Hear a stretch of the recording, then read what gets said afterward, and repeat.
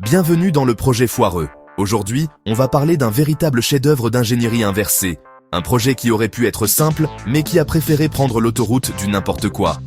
Accrochez-vous bien, parce que cette merveille de la technique faisait 27 230 gis de lignes de code. Oui, 27 232. Pourquoi? Un affichage de contrôle sur un Raspberry Pi. Mais attention, pas n'importe comment. Non. Ici, on parle d'un empilement de technologies façon lasagne géante, où chaque couche semble avoir été ajoutée par un développeur différent, sans concertation. L'usine à gaz en détail. Alors, comment fait-on pour transformer un simple affichage en monstre de Frankenstein? C'est simple, Node.js en back-end, parce que JavaScript, c'est la vie et la souffrance. C'est natif pour exécuter les commandes, parce que sinon, ce serait trop simple. TypeScript, parce que le JavaScript d'hier doit être mieux typé aujourd'hui. HTML, le CSS, mais attention, pas juste un CSS.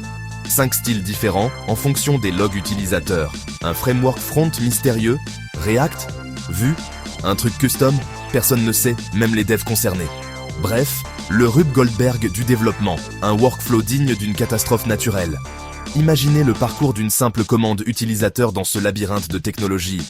L'utilisateur veut exécuter une commande. Le front envoie la requête via Node.js, qui la convertit en JSON, parce que JSON, c'est swag. Le JSON est traité par du C natif, parce que, raison inconnue. Le C retourne une réponse qui est renvoyée à Node, qui retransforme le tout en JSON, encore. Le front récupère la réponse, et l'affiche, mais avec quel CSS? Ah, ça dépend de ton log. Résultat, pour allumer une LED, on a un processus en 5 étapes qui passe par 2 langages et 3 conversions. Pourquoi? Tant de complexité, parce que, plutôt que d'avoir un back-end unique propre, REST, WebSocket, peu importe. Un login simple avec des permissions bien définies.